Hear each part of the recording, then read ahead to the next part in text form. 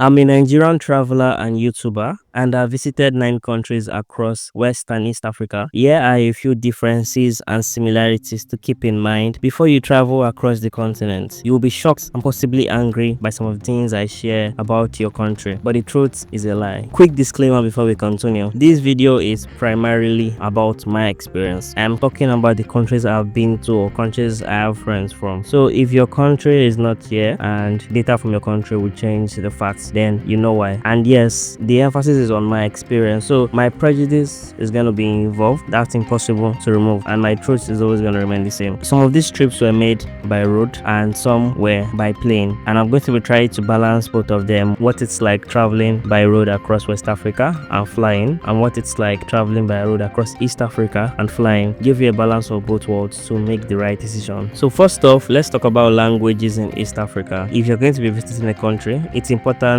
to speak the language, or at the very least have a basic understanding of some of the principles. This is especially important if you plan on spending time there or moving there permanently or semi-permanently. For some countries like Kenya and Uganda, English is primarily spoken and in a way might be the lingua franca, but these countries have a major local language that is also widely spoken across most of the country. For Kenya, Kiswahili is widely spoken, and when I was there, people mostly spoke it amongst themselves before English, and some people spoke Swahili to me, but then they found out I wasn't from there and changed to English. For Uganda, that would be Luganda. Luganda is the local language, but English is also spoken there. I was surprised to learn that English is almost not spoken in Rwanda by locals, and Kenya Rwanda is the primary language in the country. I realized that for some older people, it was easier to speak French to them than English because they understood French for some reason. You know the reason. Heading over to West Africa, if you are in non-West Africa watching this, you might be under the impression that English is widely spoken across the zone due to two very loud countries, but I will tell you for free, English is not widely spoken across most countries. French is the lingua franca of a lot of countries in the zone. There are more French countries than English or Portuguese speaking countries. So if you are going to West Africa and you're not going to one of those two noisy countries, you're going to need to learn French. Local languages are also widely spoken, more widely spoken, especially once you get out of the capital. There are what I consider islands of English. There are 5 English speaking countries in the zone, but only 2 of them share borders. So if you are going from Nigeria to any other country by road, you're going to go through a French country. There are also a handful of Lusophone, that's Portuguese speaking countries here and there, but local languages are really it due to education levels across the zone and other factors. So learn the language and try your best while you're out there. Why don't you consider subscribing to the channel and liking the video? It's the easiest way to support if you are enjoying it. Next up, let's talk about climate in West Africa. I have met a lot of people, not a lot, but a handful of people from East Africa, especially Nairobi and cities with high elevation. And when they come to West Africa, they're always like, oh my god, it's so hot, oh my god, it's so hot. West Africa, especially coastal West Africa, can get very hot and humid, but this is by no means a representation of the entire region. Within Nigeria alone, you have Lagos that is hot and humid for most of the year, and then you have somewhere like Jos where you really have to wear winter jackets unless you are playing with your life. Along the coast, especially the southern coast of West Africa, it gets a bit hot and quite humid, but the further north you go, the drier it gets, and in these places it can get really hot during the day, but at night temperatures often drop. I usually consider it as coastal West Africa and landlocked West Africa. Landlocked West Africa are the guys that just left ECOWAS, the Burkinabes, Malians and Niger. What is the climate like in East Africa? Lots of people consider East Africa to be Nairobi, Rwanda, especially from Nigeria, and these places are quite high up in terms of elevation, so for most of the year it might be dry and hot but not humid at all. And when it comes to bearing it, I feel like a big part is the humidity. Nairobi also gets quite cold during their winter, which is our summer, but not cold enough to snow.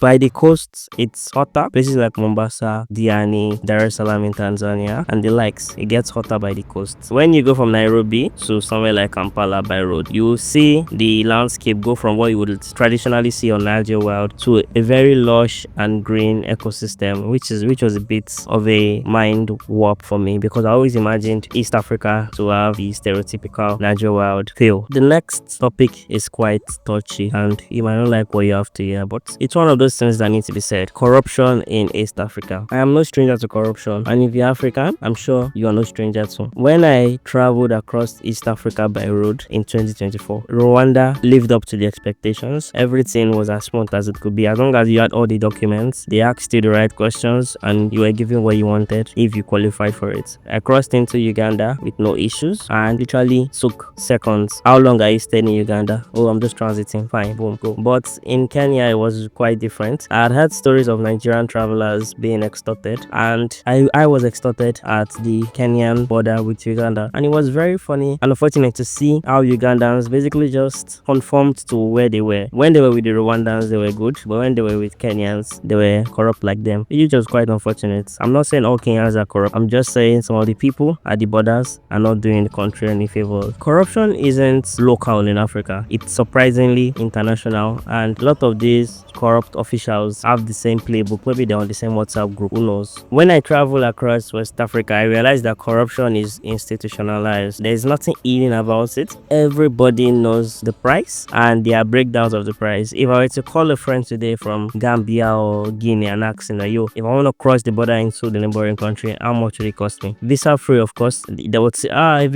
it's your first time, it will cost you X amount of francs or naira or cedis. If it's not your first time, it will cost you X amount for a stamp or for an ID card. There are prices and everybody knows about them. Nigerian bus companies have evolved. So when you pay for a bus ticket to maybe Ghana, Cote d'Ivoire, or any other countries, the corruption is baked into it. They pay for these stamping fees, quote unquote, and other things on your behalf, and it's baked into your price that you pay. Aflao border, once again, remained corrupt, and that was my first time actually traveling across some of these borders without a Nigerian bus company. I wanted to see it for myself, and the sites were not good at all. Funny enough, my best border experience was also a Ghanaian border in 2019. That was Elubo, with the border with Cote d'Ivoire. It took a while for them to search and all, but there was no problems. I wasn't extorted. I don't know if it's still the same, but it was a nice experience. No West African country that I've been to is an exception. They all have questionable borders and officials. If you're still here, then you know and I know that you're enjoying this video. Why don't you consider subscribing and liking to support? Thanks a lot. There are lots of countries in West Africa, but as a Nigerian, some of my favorites to visit and those I would recommend to anybody that asks me is obviously Ghana. For better or for worse, Nigeria and Ghana are joined by the hip. We can't do without each other. But my favorite country so far has been Cote d'Ivoire. Abidjan, Cote d'Ivoire was an amazing experience, and it's a city that really surprised me. I didn't know what to expect, but I think in a way it's one of the best and most developed cities I've been to in all my travels. Better than even Lagos and Accra, we're shouting about that. But I don't know if I'm not sure if it's better than Abuja. I'm still on the fence on that. Senegambia is somewhere I've always wanted to visit to, but the flight prices are incredible. Honestly, from Lagos, there are cheaper flights to Europe and Asia than to Senegambia. Last but not the least, we have Benin Republic. I'm a very big fan of Ouidah and Cotonou. I've only been to 3 countries in East Africa, and although my experiences were not perfect, they were good enough that I would recommend every single one of these countries. Kenya, I would recommend, but try to fly directly into the country itself. Going by road is just an experience that you wouldn't enjoy because of the corruption. If you fly into Nairobi, you would have a swell time. Uganda, there's a lot to do there. There's a lot